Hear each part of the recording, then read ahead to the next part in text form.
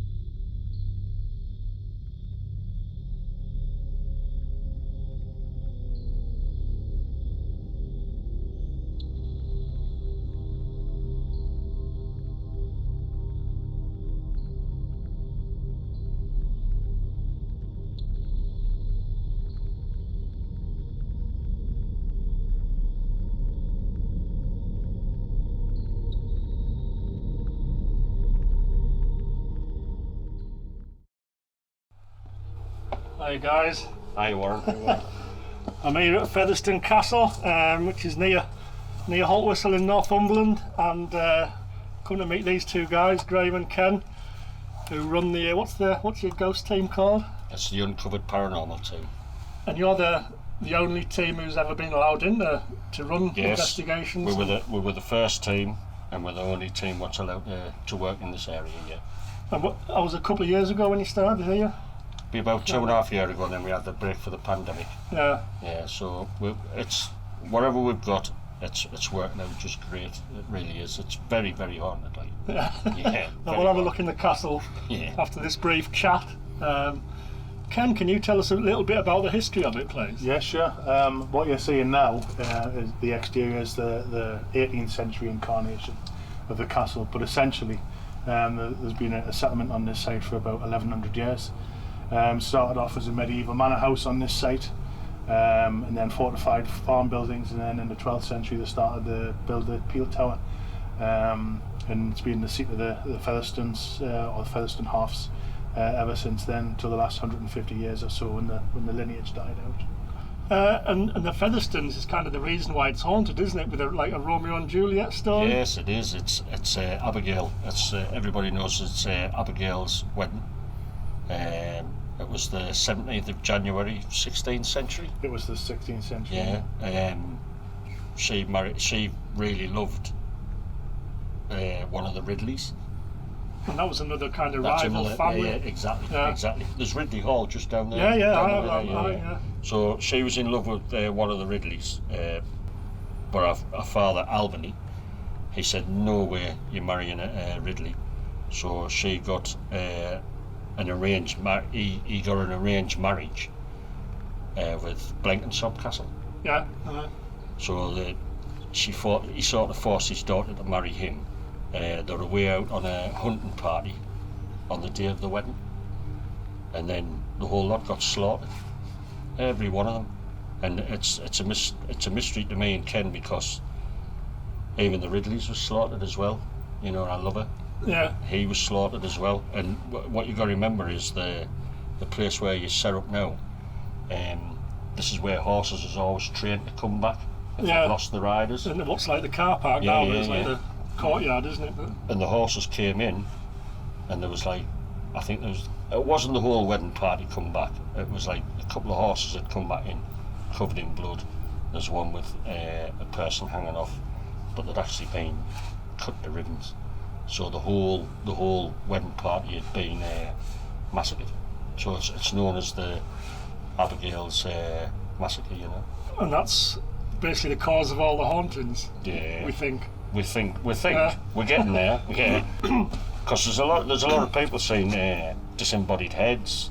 They reckon there was heads cut off. There were slashed to bits. There was blood all over, and that's what intrigued me and Ken to come. So to there's this been castle. disembodied heads seen in the castle. Oh yeah, Yeah. Because there's been all kinds of things seen, There's loads. There's a lot of shadows, voices, movement. There's poltergeist activity. There is a one what's got me and Ken intrigued, and the rest of the team. I'll show you when we get further in there. It's this. Can you remember the screaming woman? Oh, down the corridor in the door. She's just coming through. But when you look back, and you hear people who, when it was a school and stuff like that, they've always mentioned something about this screaming woman, and we actually witnessed that ourselves, and it was just totally amazing. It just blew us away. What, you saw a woman? No, it was like the voice. You just scream? could hear her screaming, and we knew that we were the only ones in the castle. It's like tonight, there's only us here, and everybody just looked at the door, and we opened the door, and you just could hear this scream coming. It was as though it was travelling through the corridors, and it just blew us away, didn't it? It was amazing to wait to hear, you know. Yeah, well, come on, let's go in and see if we can hear it and see what we experienced. The room there, if we go through that one's classed as the red room, Right. and that's got like something definitely happening in there. Have you heard of transfiguration? Yeah. There's a lot of transfiguration happens in that room, and we've done it with mirror scrying and stuff like that. And I've done like an experiment, because I know like sometimes I think it's good to just like one person to be by themselves and mirror scry. So I thought, no. I said we'll do it with 12. So what's mirror scrying exactly? Mirror scrying, it's like where they're all given a mirror, there's a little candle in front of them, and all they do is stare at it. And then it's like the spirit comes through your face, and it's like yourself, you could sit there and all your features would change and everything, so your face turns into the spirit what's there. So we tried it with 12 people, and out of the 12, there was 6 of them just freaked out. And what they were given, the description of themselves, and stuff what we've seen, spirit-wise. And then there was one where there's a woman, she just, her eyes sunk in, but she ended up getting a beard. And that just totally freaked her out. So every time I come and I do an investigation here with the public, the red room, transfiguration room, and I set all the mirrors up, all the candles up, and I'll explain them what's happened. They try it with a mirror. After about 10 minutes, mirror down. Now, sit opposite each other. And it's like seeing me and you looking at each other. And it's so intense, and how the face changes. Some people, it just freaks them out. They can't believe what they see. Have you caught any of this on film or anything then? We've done it. It's a thing with me. Spirits always said, done a deed for South Games, done a deed for this, that and the other, and it's a thing I've carried all my life. With Ken and the team, I've always told them, when you start videoing things and pictures and stuff like that, it can easily be altered. Are you with us? Yeah. So what I said was, I just took the concept of, come with us, you become a true believer when it personally happens to yourself. Oh yeah. So that's the way I run. Yeah. You know what I mean? And I think with lights, cameras and stuff like that, that sort of stands them off. Yeah. Because they're intrigued with what's happening. And that's why I've done like other TV programmes, and I even convinced them, just turn the cameras off. Just sit for a bit. And they're like, get that back on! You know what I mean? So it's proven it's there. Yeah. You know what I mean? And it's like with this, the red room, that's classed as the transfiguration room. But that's the thing, that's a personal thing for me in there, because that's where we saw this very tall, if it's tall and slender, the more slender it is and taller it is, the longer you're going back. And the older Age-wise. Right. And that's how you can see the height of the door. Yeah? Yeah, well, it's about 6.5 foot, isn't it? So you can imagine somebody dipping down to get out of there. Yeah. That's how big it was. But it wasn't me. Well, I saw it, but it was a couple of the team members, and about 3 or 4 of the guests. They all saw it, and they were like, in the red room. yeah. And then they were saying, "Where you going, Graham?" I said, "Well, I've got to follow you and see where it is." And I wish I hadn't, because it actually gone into the ballroom, the yellow room. I will go through there in a minute. So we were in there, and it was huge strides. I mean, you'll see when you're in the ballroom, and I was thinking, that's what I was amazed at. Them, it just took a couple of strides and it was out. But then again, bending down to get underneath the door. So there's something there, what I'd love to get my finger on, and exactly what it is and who it is, and why it's been here so long. So that's a personal thing for me to investigate. Well, let's go through to the red room then. Yeah.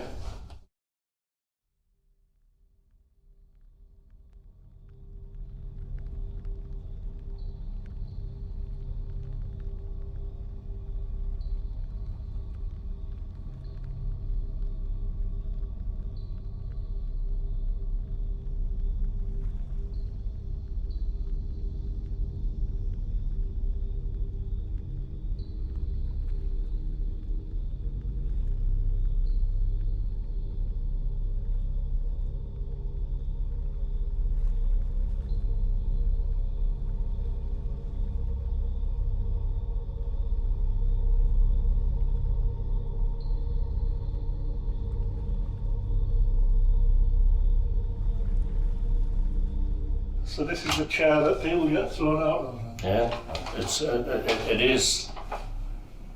It's scary when you sit. I mean, we feel sorry for the guests who are sitting in it. You know what I mean? But it's like, I've seen it that often. I've seen chairs move. I mean, it's like what we've said. You see a chair come out, but the ultimate thing is, while everybody's watching, if you're that clever, intelligent, can you pull the chair back in? And I've seen it pull it. But it's just something about this chair, because what happens is, when you come in here, there's like a sequence what happens. It's like this female, she's still here, and she's just like watching, but you get like, it comes from there, comes through, and then you get something from this side comes in, and it's a lot of it's associated with beady grey, and I'm talking the whole floor lifts and down, and this is why you've got about 10 or 15 people in here. And all of the whole floor's heaving, and the people's like, they can't believe what's happening.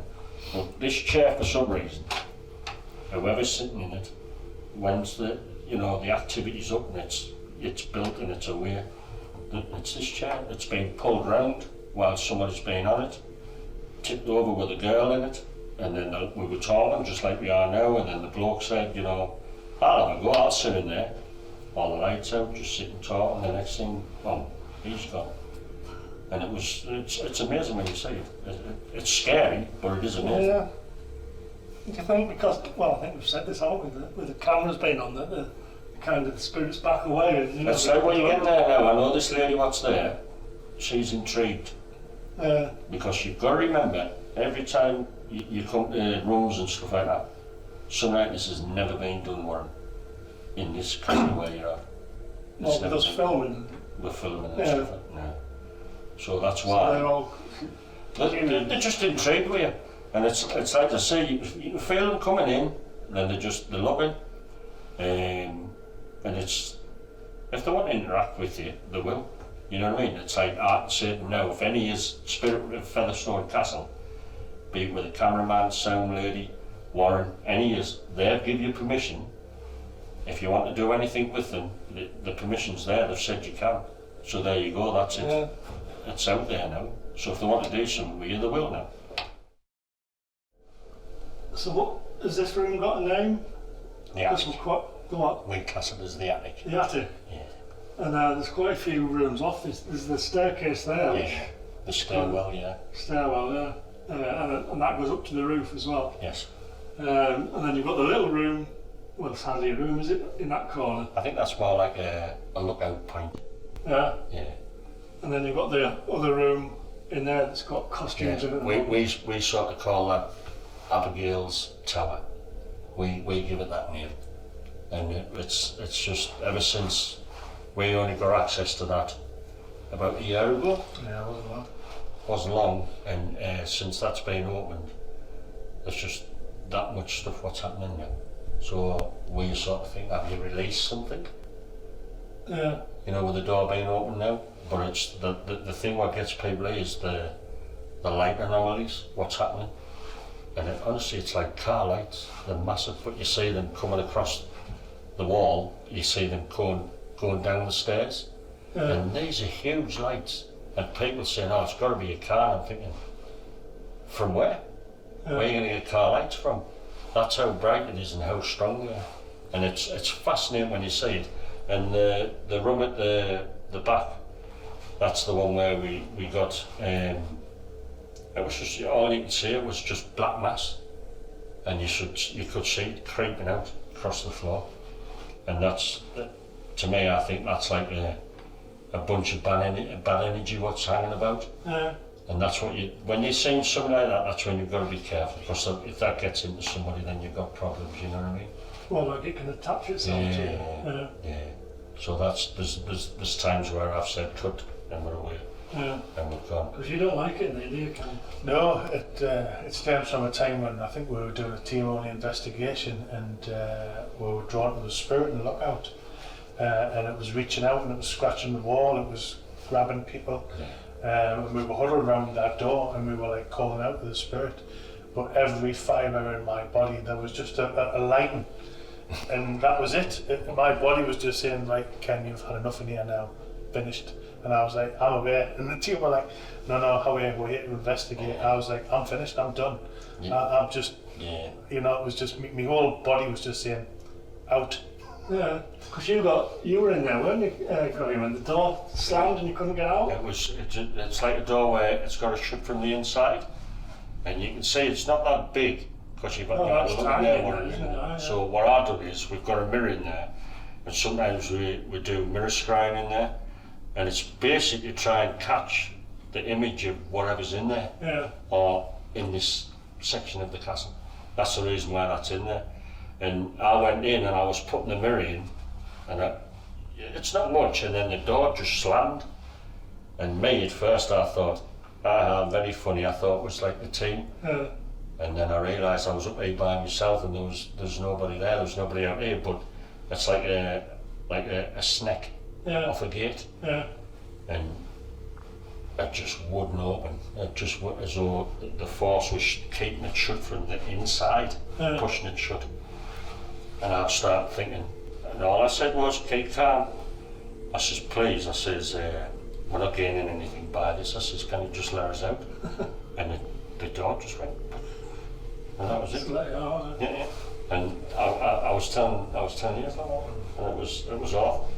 And then we had a girl in there, and she actually saw a figure in the mirror. And I've always learned, people, I says, when you're in a situation like that, never run. Never run. I says, it's a danger to yourself as well.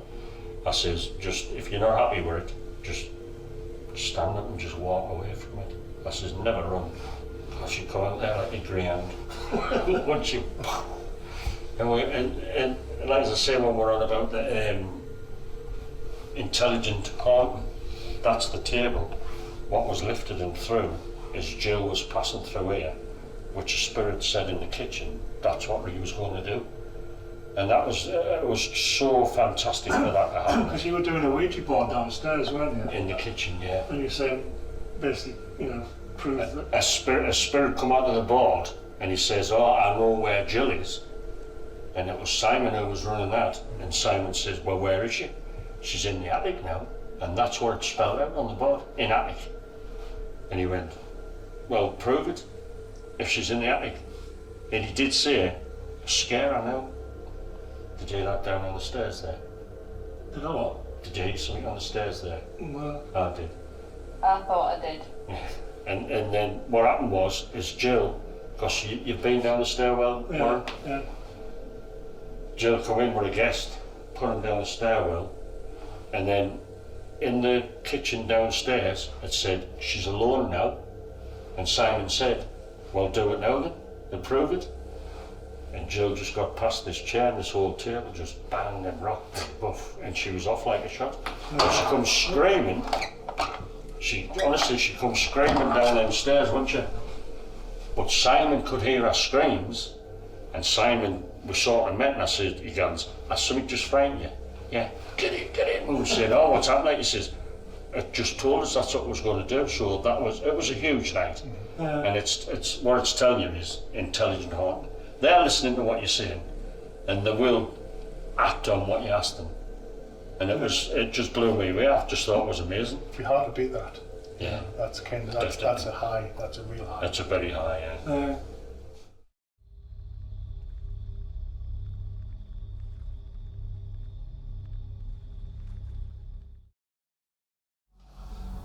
The next part of the documentary is largely about UFOs and aliens. I met a guy called Malcolm Robinson.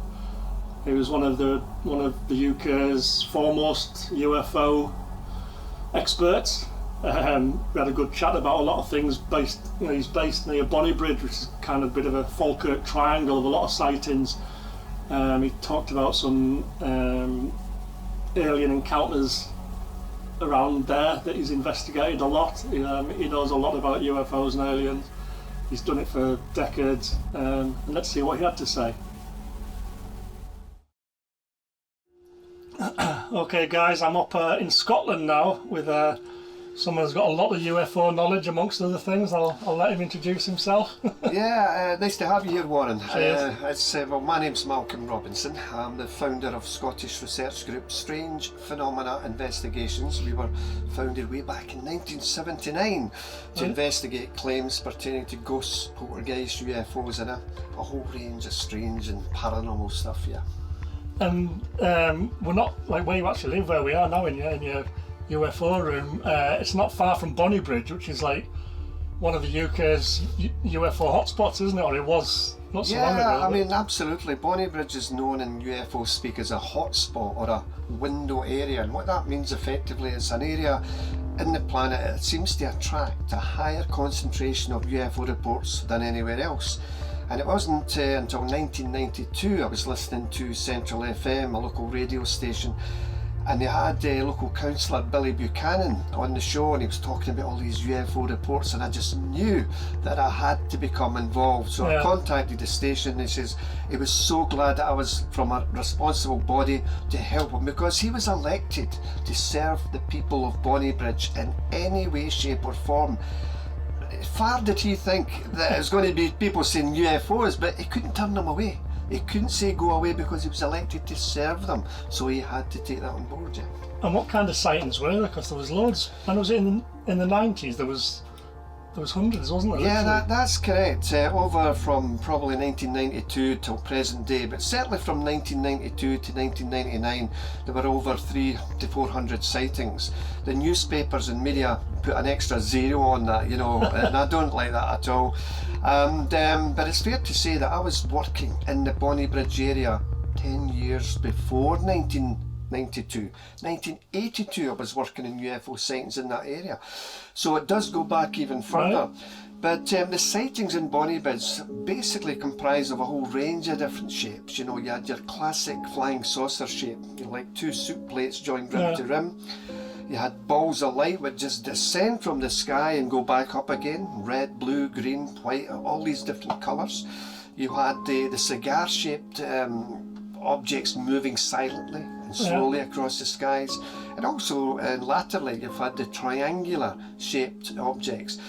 It's fair to say that the people in Bonnybridge and surrounding areas do know, they're aware that they're on a flight path to Cumbernauld Airport, Glasgow and Edinburgh, so they know air traffic's in the sky. These are totally different. Totally different. There isn't any kind of military bases around in the area, is there? No, not really. There's none at all, and I mean that would be with any given sighting one. What we do is, first of all, we check with the police to see if any members of the public have phoned in and they've saw it as well. We check with the local airports, the national airports, to see if there were any air activity in the given area. We check with the Ministry of Defence. We check with local flying clubs. So, basically we're dotting the I's and crossing the T's with any given sighting. And it's fair to say that the vast majority majority of UFO reports can be explained. It's just a small 5% that can. And also, there's the A70 sighting, wasn't there? And how far away was that? I mean, that was in the Falkirk Triangle, so to speak, wasn't it? Yes, I mean, they call it the Falkirk Triangle, but I'm more concerned, but I would more say it was the Central Belt, although it does have this name, Falkirk Triangle. Yeah, the A70 case, that was another baffling case as well, and it happened in 1992. Two men from Edinburgh jumped in their car and were driving to a small village called Tarbrax in West Lothian. So as they left Edinburgh... just how far was that from Bonnybridge? It's probably a good maybe 10-15 miles or so. Because it's not far, and it's the same kind of year when they all, so it's it is, yes, linked, isn't it? Absolutely. And as they left the built-up city of Edinburgh and they left behind the big tenement buildings, they were going out to farmland. So it was just farmland on either side of the road. And they passed the Harper Reservoir. And again, it's fair to say these men had no interest in UFOs, but heard about it like everybody else. And as they're driving down the A70, they approached a blind bend, and Colin, who was in the passenger seat, said to Gary, who was driving, "What's that? What is that?" And they looked through the windscreen of the car and they saw this two-tiered jet black shiny object, totally devoid of wings, hovering silently about 30-40 feet above the surface of the road. They knew straight away this wasn't an aircraft or a helicopter of any description. And if you can imagine, my hand here is a UFO, this is a car, and as the car was directly underneath this hovering object, this object emitted a heavy silver shimmering curtain. Heavy silver snowflakes just descended and hit the roof of the car, and as it did so, both men were enveloped in total and inky blackness. They couldn't see their hands in front of their face, they couldn't see the dashboard of the car, they couldn't see each other. Are we dead? They're thinking, have we crashed? Have we died? Seconds later, we don't truly know how long, but they presume seconds later, they regained their sight, but the car was on the other side of the road. You had to pull the steering wheel back and get it onto the other side of the road. And at that point, they just screamed to their destination of Tarbrax. They knocked on the occupant's door, and the lady says, "What time do you call this? You're an hour and a half late, guys. Where have you been?" The journey warrant should only have taken 30 minutes, 35 minutes tops. An hour and a half over that. They proceeded to tell occupants of the house of this strange craft that they saw. And that night, and subsequent nights thereafter, they had these strange dreams of these small grey creatures coming into their dream world. They call them the Greys. Roughly 3.5 to 4 feet tall, pear-shaped heads, black inky almond-shaped eyes, bluey grey translucent skin, and then they found scars on their body that previously were not there. We all know our bodies, we're in the shower, we know what's what. Where did that come from? Fresh scars. Gary didn't know what to do. Who do you tell? Do you talk to the police? Who do you go to? So he decided to go to his local library, and he went to the kind of UFO and paranormal section. He picked out a book, it had my address, he contacted me, I listened to what the guys had to say, and then I says, "Guys, do you want to go under hypnotic regression just to see if perhaps something else may have transpired that night?" He says, "Malcolm, we'll try anything. Even our wives don't believe us, our workmates make fun of us. We need to try, we need to know what's going on, So we used a qualified hypnotherapist, very, very briefly, Warren, because it is a big story. We took them back to that August night. And as the car was underneath this object and the glittering, shimmering effect hit it, they saw these grey creatures coming towards the car. They were taken presumably on board this craft. Gary was stripped naked, he was lying on this flat raised table. He couldn't move a muscle, he could only move his eyes. And he said to me, he says, "Mark, I desperately want to punch one of these guys, he can handle himself, Gary." I couldn't move, I could not move, I could only move my eyes. And he saw this like a can-shaped device. It was about 2.5 feet tall, come up from the floor, and then this lever kind of thing moved up and it went round his head. Two grey creatures were at the foot of the bed as well, or this table, and one of them had a pendulum device moving up and down his body. He also claims, he says, "Malcolm, he started to tell me something, but then he retracted it. I said, no, tell me. Anything you'd say is important. What he said was this. He says, I looked to my left, down on the floor was a naked female. She had her knees up under her chin, and she had her arms around her knees, and she just gently turned and looked at me, and tears were running down her face, and she says, Malcolm, I'll always remember that forlorn face. That was a human female. It was, that's the thing, it was, yeah. Colin found himself encased in this glass or perspex chamber. He was naked and he was strapped down, and he says he could only move his eyes.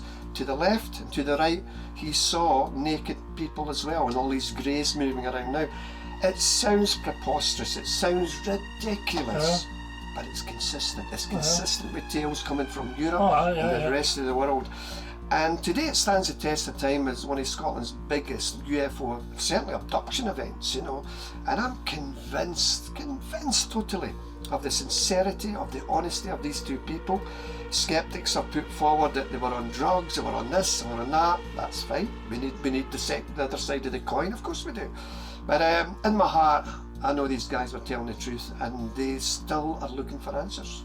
Yeah. And what about the case about Bob Taylor? That's a well-known. Yes, the Robert Taylor case is probably one of the biggest cases that I dealt with in my early career, getting involved in this subject. It transpired on the morning of November the 9th, 1979, and forestry worker Robert Taylor was employed by the Livingston Development Corporation in the forestry department. Again, like most people, he had no interest in UFOs whatsoever. In point of fact, he was a war hero. He actually was in a tank regiment that liberated Bergen-Belsen during the Second World War.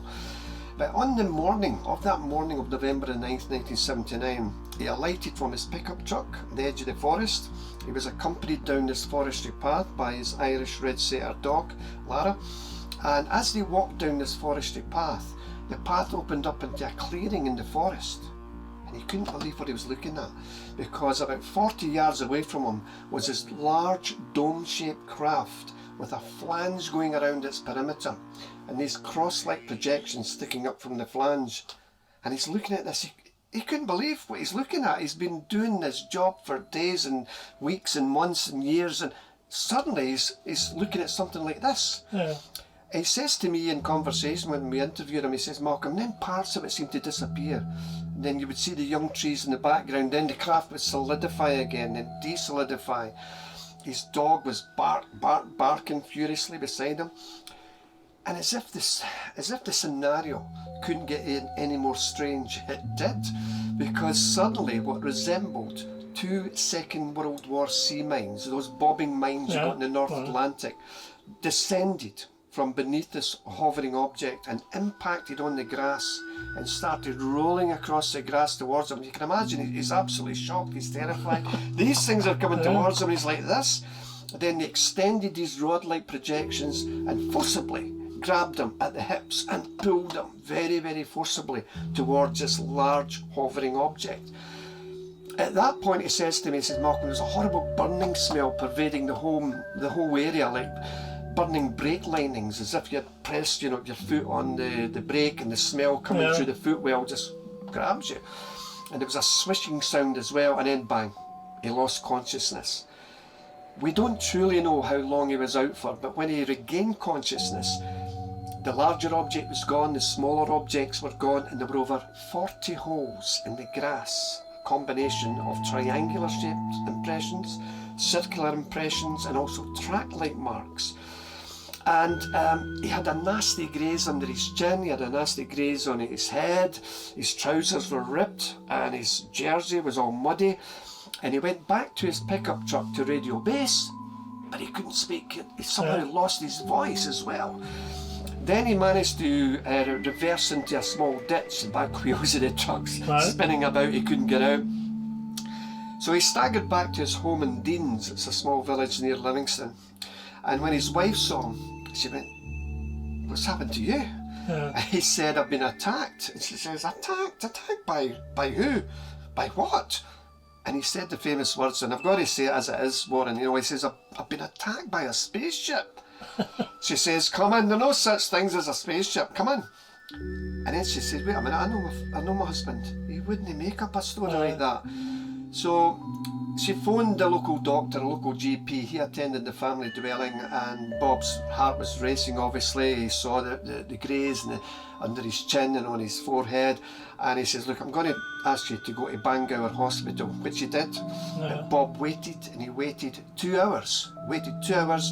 He wasn't seen, so he discharged himself. By that time, Bob's boss attended the family home.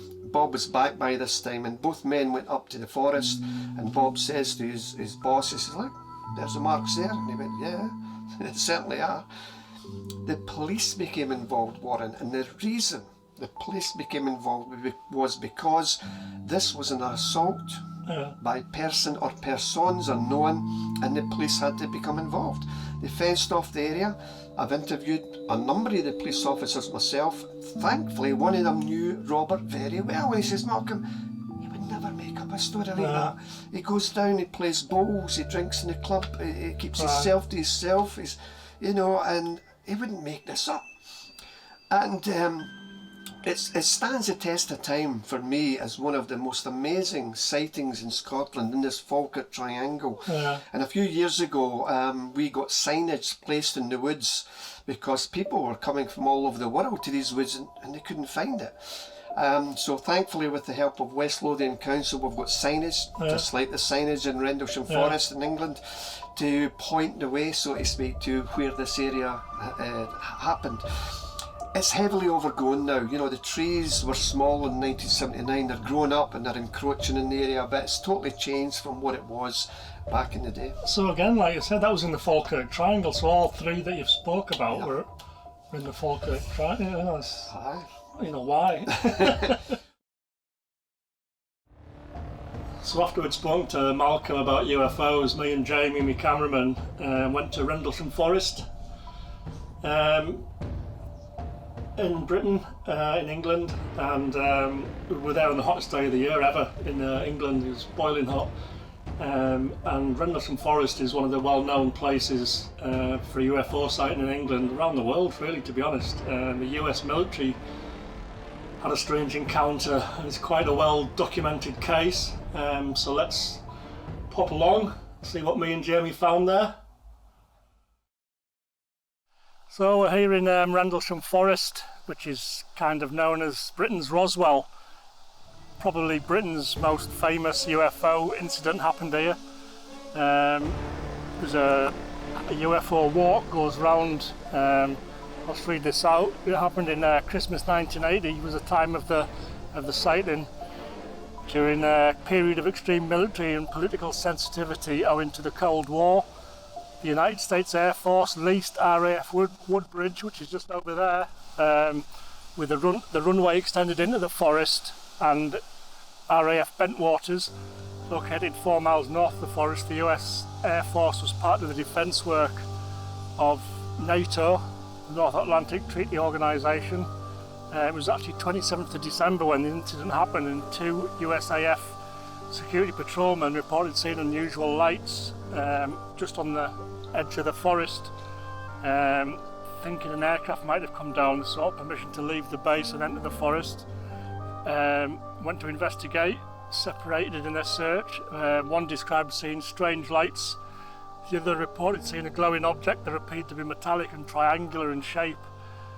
When he tried to get closer, the object reportedly retreated through the trees and disappeared. Reports of the incident have caused a lot of division ever since. We can have a wander around the trail. We'll speak to someone who knows a lot more than I do as well. So let's wander on around the trail, see what we can see. Just follow me.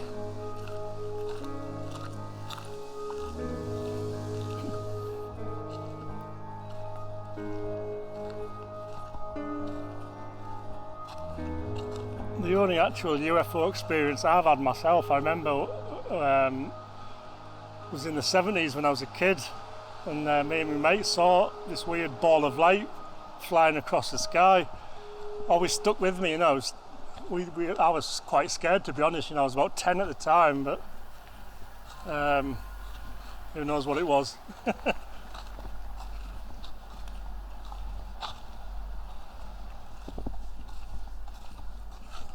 obviously there are a lot of UFO alleged sightings during the day. I suppose in the night, that's when you hear, you read about them a lot more, but probably more difficult to see in the day. But there's that many different types of UFOs, or UAPs. Nothing so far that we've seen.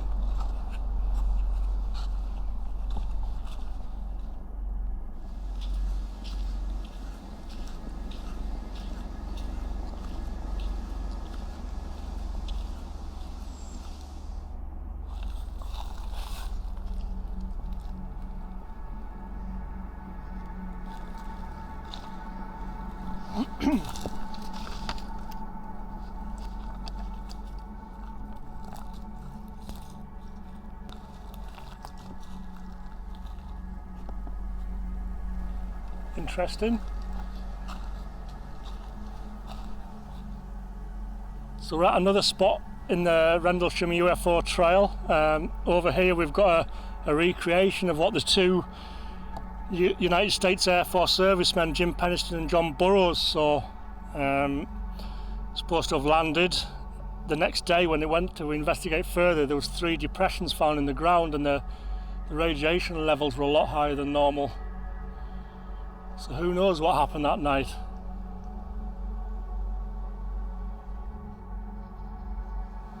Well, the next place we went to is probably one of the most haunted places in the world, to be honest. If you look on the website, it's a house called 30 East Drive in Pontefract, in kind of the north of England. There's so many stories, so many things being seen there. Look on the website, 30 East Drive, I think .com, I think it is. But so many people, because you can go there and visit now. The house was bought by a guy called Bill Bungay a good few years ago. The original family who moved there, the Pritchards, in the 1960s. The man and wife had 2 children, a son who was 15 and a daughter who was 12, and that's when it all, the reported things that they reported there were just bizarre. I mean, there was green foam came out of the taps, lights used to go on and off, plants leapt out of pots, cupboards used to shake violently, there was an endless list of levitating objects, and I think the worst thing that happened was Diane, the 12-year-old daughter, her long hair one night, her long hair stood up on end, and she was actually physically dragged up the stairs, and when when it all kind of subsided, she had finger marks on her throat.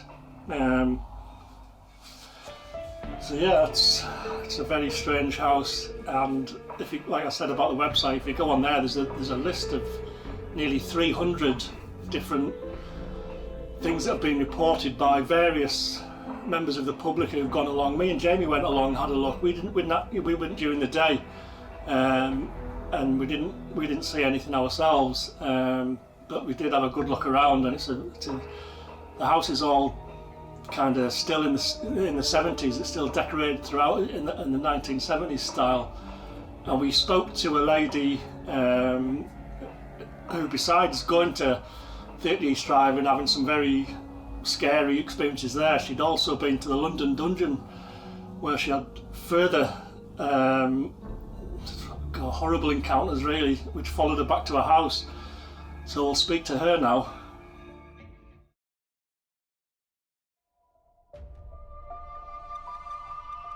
But I mean, some of the things that are listed on the website, there's objects appearing out of thin air, TV going on and off, the lights going on and off, dolls changing position, shadowy figures often seen, growls, laughter, coughing, whispers heard, lots of orbs. On one occasion, in one of the rooms, there's a single bed that was found to be broken to pieces one morning, apparently by I think it's called the Black Monk, who haunts the place. I think the Pritchards referred to him as Fred, to try and, I don't know, make him more human. Guests have had their hair pulled, have been prodded and poked, there's been freezing blasts of air, guests have even been scratched. Yeah, so have a look on the website. Unbelievable amount of things. And like I said, you can go and visit the house as well if you want to experience it all for yourself. So I'm here with Alexa Destrange, who actually stayed overnight at 30 East Drive. Did you know much about the house beforehand? Yeah, I'd been watching like Ghost Adventures and Paranormal Lockdown for like years, and when they went to the house of Pontefract, all I could think about was going. Yeah. And that was kind of like we'd done a few sort of like overnights at different places, and I had been put off at one of them about 4 years ago, and I stopped doing them completely. And then one of my friends was like, oh, for our birthday, why don't we go to the Black Monk House at Pontefract? And I'm like, okay, that's fine. But I kind of had a really bad feeling about it, to be honest, because I've had such a bad experience with doing these things before. What bad experiences have you had before? Horrendous. So I went to the London Tombs. It must have been in around 2018 or 17 even. And it started when we went in. I went with a group, like an actual group of people who were going, like, you paid to go and spend overnight there, and they took you around on this thing. They did sort of like communication, this and that. But as we're going round, I'm getting pokes. I mean, physical pokes on my rib cage, hard, right? And everyone else is quiet, and I'm going, ow, ow, and I'm thinking, oh God, someone's doing this as a joke. Someone's poking me. Yeah. I thought it was Shannon, my partner, and I thought, oh, it must be him. And I said, are you poking me? And he said, no. And it didn't stop. So in the end, I just started being quiet, but I could feel it, and it almost went through my sweatshirt, but I could feel it on my skin. It was the weirdest feeling ever. Anyway, we went and sat down sort of in this room. They were telling us about the history of the place. And I kid you not, we both heard a growl, and we both like looked at each other and were like, oh my God, what was that? So my dog's just turned up. Yeah. So we just kind of like got on with it. And then as the night went on, it got darker and darker in there. I mean, they were doing these things where they had like a tipping table. It was like literally walking around the room with just pretty much on its own. With just some woman's. Have you seen that before? I haven't really, no. It was, I mean, literally, so this table, first of all, we had our fingers on it, on top of it. So there's nothing underneath it. It's like a little fold-up table. And she's like, come on, put all your energy into it. So we're all there going, oh, it's energy. And the next minute, this table starts walking around the room with our fingers on it. And literally everyone took the fingers off and it was still walking around, and then it stopped.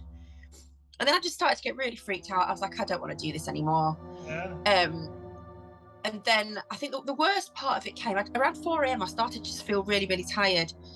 And I was like leaning over one of the baths that's in there. It's like some sort of exhibit.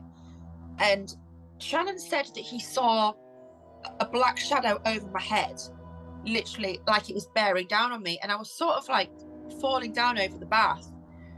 And it wasn't long after that we saw an actual ghost in the London Tombs. We saw like a big black shadow running down an alleyway sort of thing that we both saw. It wasn't just me that saw it. And I screamed and I was like, I'm done. I'm going home. Yeah. So we left. It was about 4 or 5 o'clock in the morning and everything was fine, went to bed.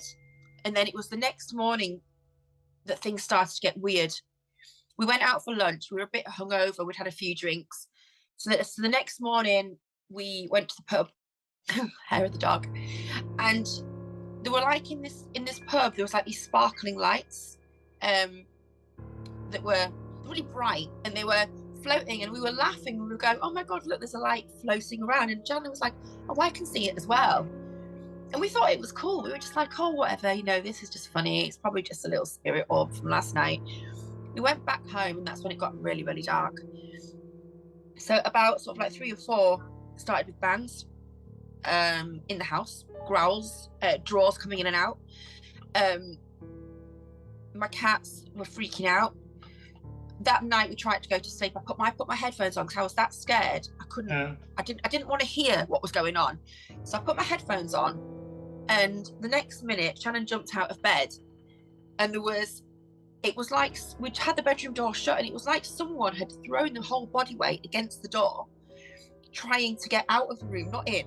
You know, that'd be the weirdest thing. Someone trying to get in, but this was from the inside, pushing it to try and get out. After that, the house became unlivable in. It turned out this house, I mean, we lived literally a few metres from the London Tube, so this house was built over the Plague Pits. It's a block of flats. Right. And we were on the 3rd floor, which you'd think wouldn't be too haunted in a brand new building. And it sort of culminated all week. It was like this, and we had to call the company. We'd been on the thing, and they were like, well, we'll put you in touch with the mediums. But they couldn't come for another 4 days to help clear. So all of this time, I was panicking every day. I felt like I was being watched. I felt things over my shoulder. We were hearing growls. I felt like I was losing the plot mentally with it. And then finally, it came to the day when they turned up. And before they turned up, everything went freezing cold. And like I could see my breath on the air, and it was October. So it wasn't what you'd think frosty weather. October in the middle of London, where we were at the time. And when the mediums came, I said, I'm freezing, I'm shivering with cold. And she said, oh, it's the spirit trying to put you off us coming in. And by this time I had showers, and she said she could see it. And then she said, I've got one of your relatives here. And this was a bit that really got to me. She said, your relatives are Spanish. And she said, she's saying a word in Spanish, but I don't understand what it means. She said, do you understand what it means? So she said the word to me, and that word related to something in Spanish that only I know, one of probably my deepest, darkest secrets. And I was like, she said, do you know what that means? And I went, no. So there's no way I was going to admit what it meant. Absolutely no way. And that literally was probably the moment for me that I literally went over the edge with it all. Anyway, so they started doing Reiki on me downstairs. They went upstairs, they cleared all of that. And then she said, it's gone. She said, it's gone. And I said, it's gone. And she said, yeah. She said, we've got it out of your flat. It did feel really flat and dead in there after, but I couldn't live there anymore because I'd got so freaked out. So I think it was 3 days later, I called my landlord and I said, I need a different flat, I need to move. I got removalists to come in. I never went back in that flat, even after it was cleared. They went in, got my stuff, took everything out, and I moved to my new house, which was about 10 miles away. And the day that we moved, I unpacked everything, and Shannon had gone to take his mum to the station. And I kid you not, I sat on the sofa and I went, thank God. And I kid you not, a stone was thrown at me in my new house. And I literally went cold. Now, after that, there was nothing else. So it was almost just like, I'm going cold thinking about it now. I'm getting cold everywhere. It was just one of those awful, awful times. And that put me off. So when I thought about going to the Black Monk House, I thought very carefully about it. And yeah, I wish I hadn't gone, because although I didn't get an attachment afterwards, the night that I had there was horrendous, absolutely disgusting. And the thing about the Black Monk House is that it doesn't always show you actual things. Like when you go to the London Tubes, you might see an actual ghost. People have seen ghosts in the Black Monk House. I didn't see one, but it's what I felt, what I heard, and what I saw that was manifested that wasn't a ghost as such, but horrible little creatures. Do you know what I mean? So why did you go back then after? I don't know. Do you know? If I'd have had that terrifying experience, I don't know. 4 years have passed. Yeah. And when time passes and you've always had an interest in the paranormal, you go, oh, okay, it would be fun, and we always wanted to go there. Shall we go and have a look?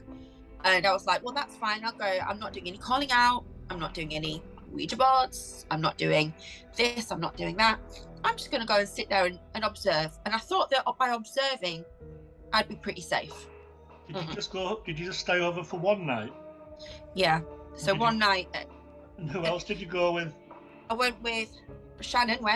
Also, my friend Dan and his partner went. Now, all of us were petrified of ghosts, you know. Although Dan was more curious, I suppose, and he was sort of documenting everything.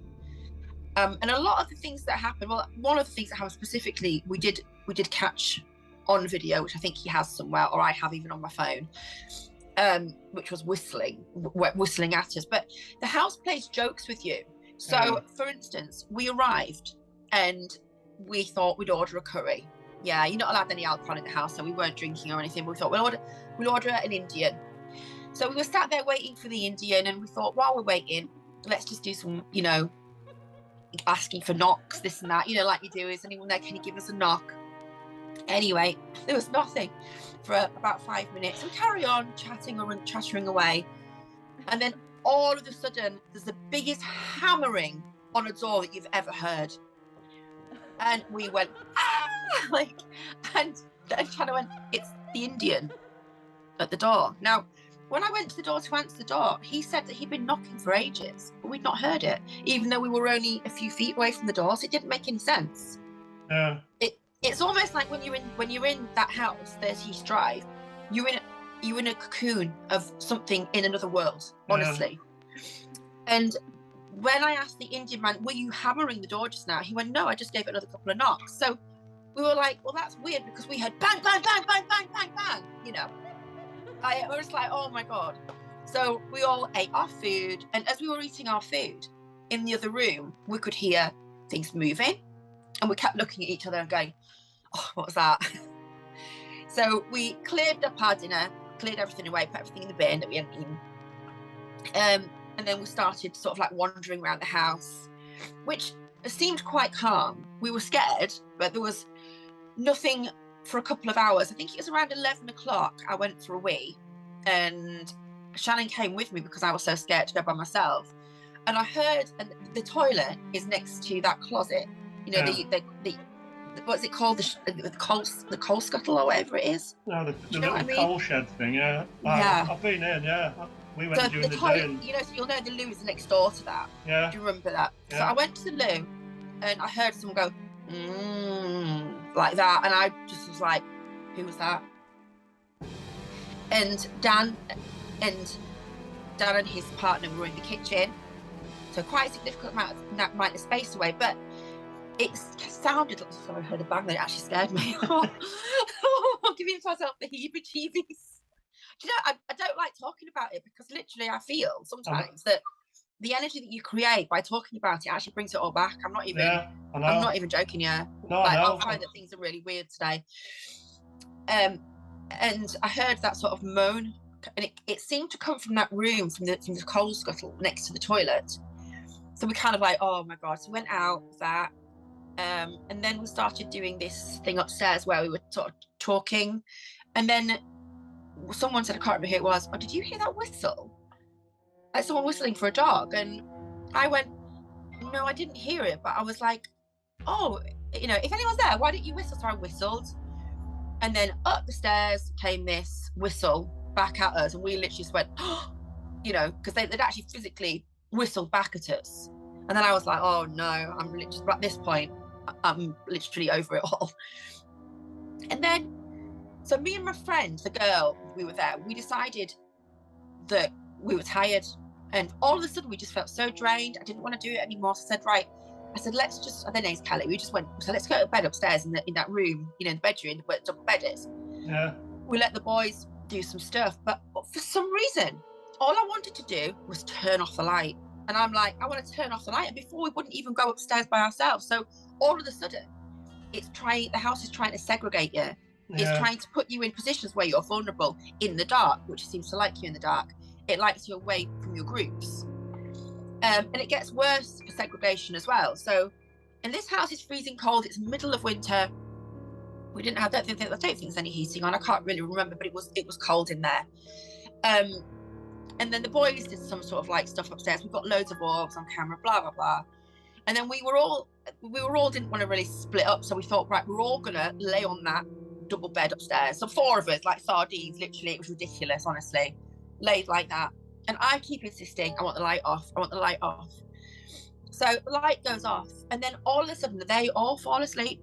I'm wide awake and burning up. I'm burning up so bad that all I want to do is leave all of them, and I wanted to go into that room where the single bed is, you know, where the poltergeist is that broke the bed. I wanted to go in there and lay on that bed by myself. But something inside me was saying, no, you don't. No, you don't. Don't do that. Don't do that. But my body's going, I just want to get out. I want to get out. I think I felt like hot and claustrophobic. And that's when I looked at the wall. So opposite the bed in the corner, there were these like black. I can only describe them as black spider crab-like creatures, maybe about this big. Yeah. And they were all crawling up the wall. And honestly, I felt like I was hallucinating. Like I was like, that's not real. But I'm like, I can't look. Literally. So I was like closing my eyes. I'll have another look and just see if they're still there. And they were. And that's when I woke Shannon up and said, Shannon, I can't sleep in this room anymore. Let's go downstairs. So we went downstairs, and I think we managed to sleep for about an hour, maybe, and it got to about 6 in the morning, I think. And we're like, right, that's it. Let's make a cup of tea. Hopefully the night's over. I've got a massive fear of spiders, and I'm kind of pretty sure that's why it showed me the crab-like spiders on the wall. Next minute, I'm sat on the sofa while Jana's making tea, and the biggest, fattest spider I've ever seen runs across the floor, another one on the ceiling. Now, I never saw any spiders the night before, and I'm pretty sure that they were manifested as just like negative entity sent it because they knew I was scared. So I put my feet up on the sofa, wrapped myself up in my coat, and then we started hearing wallpaper being ripped off the walls.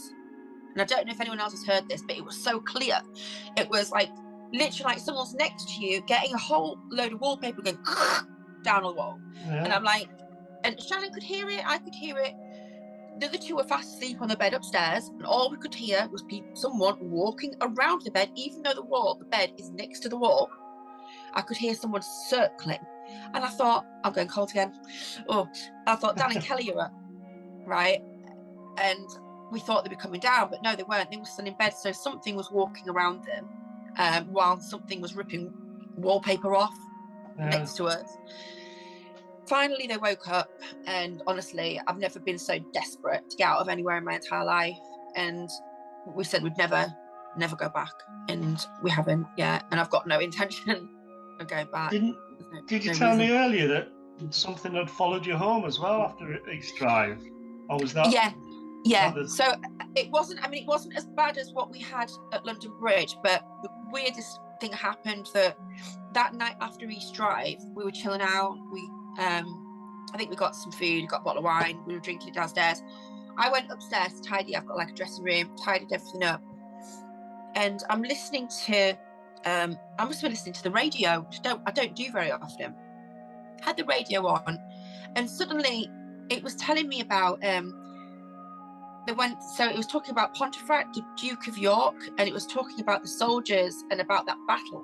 And I'm like, that's weird, because I've never heard anything about. I mean, obviously I knew there was a battle because I was told about it in that area, but it was explaining the whole battle that was in that area where we'd just been the night before. And I can't remember what radio station it was. It just started like talking about it like on normal radio, and I'm just like, that's just so weird. So I went downstairs, told Shannon about it, and he's like, oh, just turn the radio off. And it was just really odd, like, just odd little things. But, oh God, sorry, it was the dog.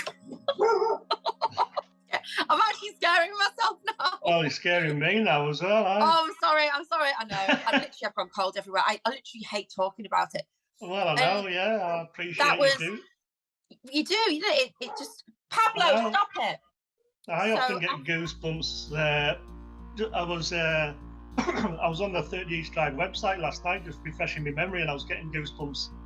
Watching some of the videos of like the shadows passing the screen. And did you have anything happen there? No, we were there from about 3 o'clock till 5 o'clock on the hottest day ever in Britain. Right. It's red hot, but nothing happened at all when we were there. But I think, like you said, well, I know stuff happens during the day, doesn't it?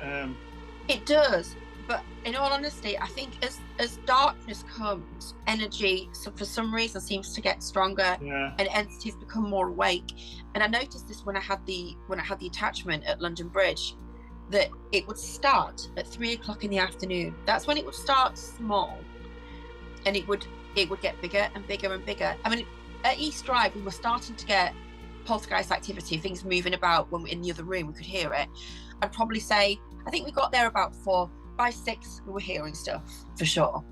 By 8, it was getting very scary in there. By 10 o'clock, it was almost unbearable. I mean, it was just, but some people don't feel anything, and some people don't feel anything. But both me and Shannon are both very sensitive. My grandmother was a psychic medium, so I had to have on that first attachment, I had to have my third eye shut down a little bit because I wasn't coping. I was seeing things right, left, and centre, and it's a weird thing. I think if you are sensitive, you are open to a lot more, and also if you're scared, being scared gives energy to entities, so they feed off it. Yeah. And I get really scared at everything, so I obviously give them a lot of energy. I don't know. I actually had a face reading done yesterday by kind of I don't know how she'd describe herself, the lady I know, but she does tarot, and she used to do a lot of in the paranormal, but she stopped because a lot of really kind of weird and dangerous stuff was happening. But she read my face, and she reckons, she showed me like a close-up, I think it's just above my eye, the little kind of shadow of, like, she thinks I've got a guardian spirit of a wild dog. So, because I don't know if I'm just not attuned to much spiritual stuff, or whether this spirit guardian is protecting me. Maybe. Maybe. The more you look into it, the just stranger it all gets. That's the thing, isn't it? Yeah, I know. It is all very, very scary. I mean, I say to people now, when people say, "Oh, I'm going to go on a ghost hunt," I go, "Really? It's not that great an idea, because you're opening up avenues to things you can't shut down." Yeah. And we don't know enough. You've got to kind of do the protection. Yeah. And but how many rituals, people whatever you do want to that? call it, don't you? So many people don't, and if you think about when we were kids, we would do things like, let's just do a Ouija board, and we didn't. You open yourself up and you don't realise. Yeah. But it's all very, very dangerous, unless you're with people who understand and know how to protect. But even so, you can protect yourself all you want. It doesn't. I did a protection protection, whatever it's ritual, before I went down to London Tombs. I still got an attachment. Well, it's like in 30 East Drive, they did exorcisms, didn't they, and everything, and Fred the Poltergeist was just laughing them off, and Anyway, Alexa, that's brilliant. Okay. Really appreciate your time, and you're welcome. I hope you don't have any more bother. No, I won't have, because I'm not doing it anymore. So that's it. Yeah, but like you say, even talking about it, you might need to do a protection thing now. I've got sage. So what I'll do is I'll go around my sage stick, give it a little bit of a spruce over, and I've got little crystals as well. So hopefully no one will come in. But yeah, Fred's definitely not welcome in my house. Yeah. Sure. All right then. Well, thanks very much. Thank you. Cheers. You're welcome. Now, Cannock Chase Forest and the area around it in Staffordshire in England is quite well known for lots of weird goings-ons, lots of weird things being sighted by lots of different people. We spoke to a guy called Peter Moore, who's been investigating the paranormal for over 20 years. He knows quite a lot about Cannock Chase. He's experienced quite a lot of other strange things, spectres, etc., in various parts of the Midlands in England. So let's see what he had to say. Hi guys, I'm here with Peter Moore, you've been investigating the paranormal for over 20 years, is that right? Yeah. Well, I've been reading into it and studying into the phenomena since I was 10, so I've got 33 years now. Right. And did my first ghost investigation when I was 24, so literally just shy of 2 decades. Yeah. So we're going down to Cannock Chase after seeing you, so I know you've had quite a few experiences yourself, but can you tell us, to start with, about some of your experiences and some other well-known kind of stories about Cannock Chase Forest? Yeah. Well, the forest itself is a hotbed of various activity. I must admit, unfortunately, my biggest area of expertise is the cryptid side of things, but ghost-wise, certainly the German cemetery is the most haunted. So that's the German cemetery, that has the soldiers from the war in it. Yeah. There's actually 2 parts to it. You've got a smaller one at the front with a small side car park, and then following on from that, you follow the track down, and there you've got the majority of the graves in a very large spread out area. Talking to a person in a van at the actual front car park where the smaller cemetery is, I was actually talking about an experience I had involving dead German spirits over in Wales. And coincidentally, just after finishing that story, the van door popped open and actually slid upwards against the line of gravity, because we're actually... so there's no way that could have No. I mean, popping out and moving slightly. And obviously yes, there was no one in the nothing. van, so... No one outside. There was 4 of us in there. And literally, as soon as that popped open, everyone's jaw pretty much dropped, and then we all jumped out to see if anyone was there. And it's an empty car park, like 7 o'clock in the evening. Yeah. No one in sight, and nowhere anyone could have just very quickly dived off to without hearing them.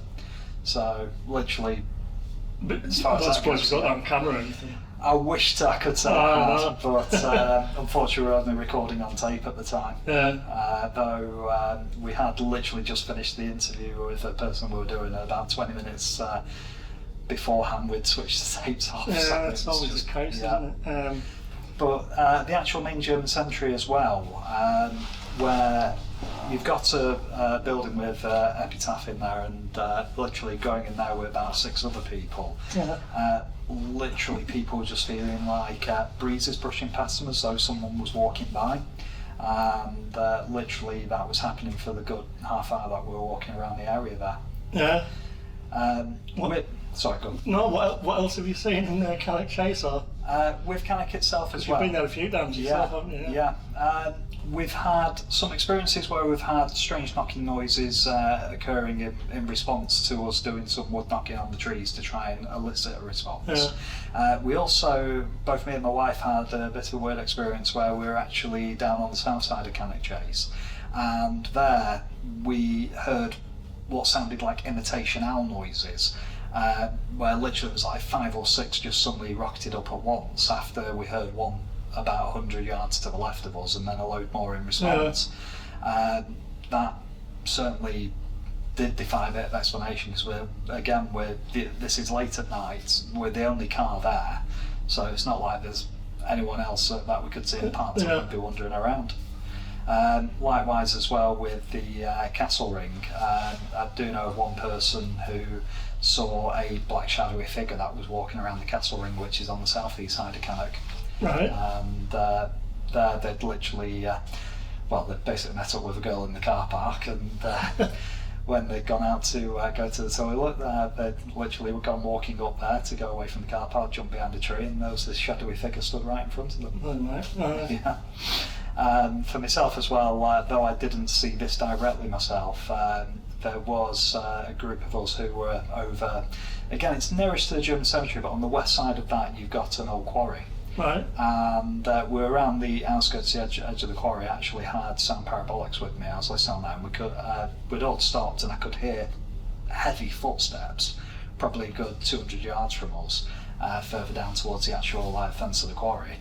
One person went running off down there, and he saw he described it as a huge hominid figure, literally just on the other side of the fence, just by the trees. That, as in a shadowy hominid, or as in like a Bigfoot kind of thing? He Or? thinks it's like a Bigfoot style creature. As I said, I didn't see it directly myself, but it was very heavy footsteps. Yeah. And there's reports of a pig man as well, isn't there? In Cannock Chase? Yeah. I know someone who's collected a few reports in the area, and that's near the BT Tower. And literally there's 2 separate sightings over about 30 years where Pigman was actually seen charging towards a group of people. Literally, as soon as they saw it, they did a bunk and a runner from there. And then it was about, I think, late 90s, early 2000, it was seen a second time again in the same area.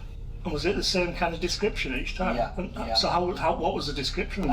Basically, it was walking upright figure with a pig for a head. That's probably Yeah. the best way I could describe it. Well, I thought that'd be the case, but I mean, could it have been someone in a mask? To be fair, I asked that same question myself, because with everything in the paranormal, you do have to try and find. Oh, you've got to try and debunk it. Debunk it, find plausible explanations if you can. Unfortunately, I wasn't there for the event, so I've not had a chance to interview the people, but it's... So when did you say the first one was? In the 60s? Yes, it was about 60s or 70s. Because obviously, because, I mean, these days you can get a pig mask no problem. I suppose in the 90s you might have been able to, but in the 60s, you might struggle to get a decent pig mask. Like. I know. I mean, to be fair, it's not the common Halloween costume even today. No. Is there any other Cannock Chase? With regards to the northern side of it on the Punch Bowl car park, they've gone there a couple of times with a few groups of people, and there's a path which stretches down, goes down around to where the weir is at the crossing point on the river. Right. And there I've had a few people in the same area just feeling like someone's stalking them, like there's someone about to try and chase you. We actually did try a little experiment the last time we were there, which was to, where this feeling started to come into place, was to get people just literally running about good 50, 60 yards to see if it would elicit a response. And though we didn't really get any physical phenomena or anything, the atmosphere certainly seemed to take on an extra edge. And certainly I know there has been a serial killer that operated in the area that was burying bodies in the area. Yeah. I couldn't say if he was chasing them through there, but certainly events can leave an imprint on a place. Yeah, so you think, because that's a well-documented case, a serial killer left 4 bodies there, you think that that negative atmosphere can affect the whole area. Oh God, yes. There was a place that I did an investigation at in St Helens, and this place, it was a security firm that was operating there, and literally they were the one business that had survived more than a few months for a very long time. People, even like a co-op opened up a shop there, sorry not co-op, a spa opened up a shop there, literally closed within a couple of weeks. Anything that set out in this property would just shut down. And the atmosphere, it was like a sinkhole of evil. You could bring me within half a mile of that place and I could literally point the direction to where it was, because it was like a stain on the entire area. And this building had a lot of activity going on. The staff, the reason I got a chance to look there was I actually knew the accountant who worked for the firm, and he'd actually let us in a few times. In going in, there were certain rules we had to abide by. You couldn't open the windows for them. Any blinds that were opened, it immediately led to activity going on in the place. Yeah. And so every staff member was on strict rules: windows shut, blinds down. Yeah, you had to operate. Yeah, you had to operate by the lights or not at all. And where was that again, sir? This was St Helens. Yeah. All right. Yeah. So, and you've seen quite a few apparitions as well, haven't you? Was some of them at RAF bases? Yes. Well, the very first apparition I ever saw was actually at a place called Clambedo RAF base, and it's an old RAF base from World War II.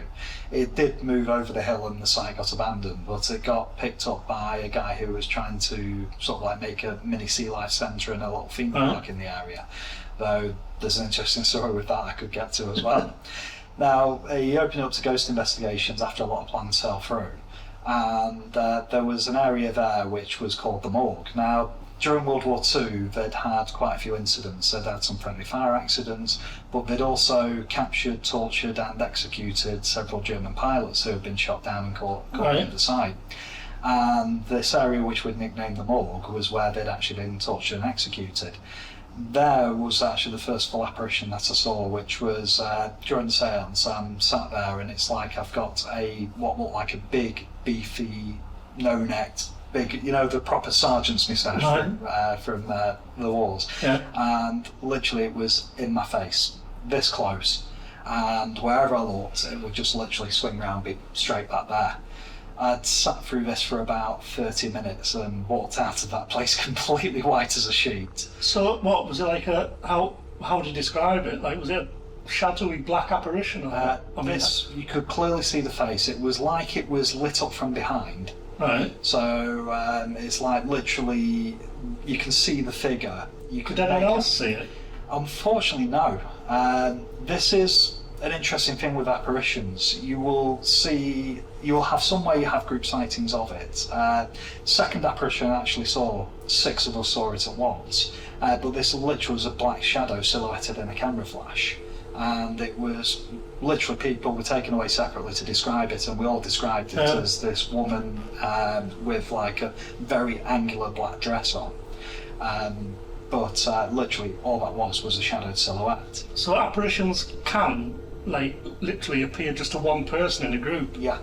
Right. I've known a few people who've seen apparitions when I haven't, and I've also seen 2 where other people couldn't see it. One of them was at Archery, another one where people couldn't see was actually at Rendlesham Castle. Where's that? Ruffin is in Wales. It's about an hour's drive from Wrexham Way. Right. And what did you say there? There it was like a glowing white light which flowed down, and then face appeared, body appeared. At that point there, I kind of looked and was like, can anyone else see this? And then it just vanished.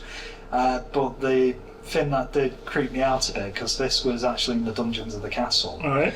I did actually see a photograph of a person who had been held in the dungeons, basically before it was completely disused, and that was what I could closely say was the figure that I saw. Right. But that was after about 3-4 weeks of digging around online trying to find what I could on the history of the place. Yeah. So another thing you mentioned about Cannock Chase, there's been UFO sightings there as well? Yeah, I did actually interview a person who had seen some very unique sightings in Cannock Chase and also around Stoke as well. In Cannock, he actually was out there one night and he was playing around with a laser pen, and he actually could see a glowing white orb in the sky. He actually shot his laser pen at this and it actually started flashing in response to being hit by the laser pen. Right. But then as it seemed to be getting bigger, that's when literally his nerve kind of ran out a bit and he sort of legged it to the car and drove off as quickly as possible. Right. But this person also as well did see on a separate occasion when he was down the Cannock in the day, he'd gone wandering off into the undergrowth, and he actually took us out to this place, and it's basically a big wooded valley. Yeah. And he actually saw a black orb rolling down the hill, down the valley. That, and also he saw one of the what people now mention as like tic-tac shaped UFOs. He actually did see one of them, and he has actually got part of that on camera.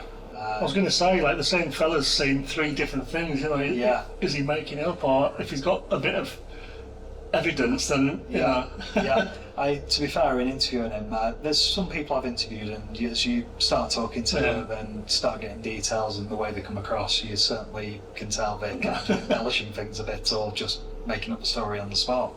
But with this guy, it was very well rehearsed. I mean, to be fair, he was full of so many questions himself, because to him this was just stuff he could not figure out an answer for. So have many other people seen UFO kind of things around Cannock? There has been sighted kind of. I mean, to be fair, the one thing I would argue as a sceptical point of view, there is a military base near there, RAF base, and potentially because UFOs are often seen around military. Now, whether that's down to something having an interest in the RAF base, or something maybe we're test piloting technology not released as of yet. But like, I mean, all these different paranormal things. I mean, Cannock Chase is basically another hotspot, isn't it? For paranormal, you know, like Loch Ness was in our previous documentary, and you know. Well, to be fair, RAF bases are quite a common place. As I mentioned with Clamberda, there's also. Where's that? Clamberda's over in Wales. Right, one Wales one. Yeah, but also as well, there's experience had at a place called RAF Benton. This is over in Bridlington. Yeah. Now, again, this is a hotspot. There's people who've seen UFOs. There's even people who claim to have seen the UFOs landing. There's lights in the sea. People have seen a lot of ghostly apparitions. I myself there have seen 2 big cats, and I'm talking about way high. Yeah. That was witnessed with 3 other people there. We did catch some of that briefly on camera as well. I mean, big cats though, I mean, that's kind of, you know, that could be, you know, a puma is a natural, you know. Yeah. People know about pumas. But to be fair, it's only recently they started admitting potentially there could be pumas, panthers and stuff in the country anyway. So going back to all this, the other place in Wales, the RAF place where there's all the UFO sightings and goats. So were they seen? Where was that? RAF Benton. Yeah, in Bridlington. Sorry. Yeah. And so were all these kind of, you know, the UFOs and the ghosts, were this seen by a number of people then? Yes, there's been multiple witness sightings over the years. Was there any photos or anything like that? I must admit, I don't know on that side. I've not gone doing the photographs. I do know that because the area is a popular fishing spot, so it's actually fishermen who've seen a lot of things down there. When I actually saw the big cats, I was actually just there as a general investigation. There was actually basically the site itself had Satanistic activity done on the site, where they were doing some rituals in the tunnels underneath the RAF base. This was before they were filled in, and there certainly seems to be a very inhuman presence there that seems to have been called up by them in that place. Now, this was actually also trying to test ourselves and see if there was a way to get through the defences, so to speak, and certainly was following us up. Followed us all the way around from when we seemed to come up to it by the cliffs all the way back to the car park. On top of that, there was also an energy imprinted into the area where someone had been attacked and their arm was broken, and I think they were thrown off the cliff. But the crazy thing is, there is about 4 or 5 disappearances in that area as well, where people have literally vanished and all that's been found is a car in the car park. So I mean, it could be an alien abduction. It could be an abduction, could be suicide, could be a serial killer stalking the site. Unfortunately, with these sort of cases, there's usually not enough evidence to go. Fascinating. All right, well, thanks a lot, Peter. That's brilliant. No worries. Cheers. Well, I hope you enjoyed that, guys. I know I certainly did. I love the paranormal, so interesting. I'll be making more paranormal documentaries, don't worry, so maybe follow me along, Warren Speed. Cheers, guys.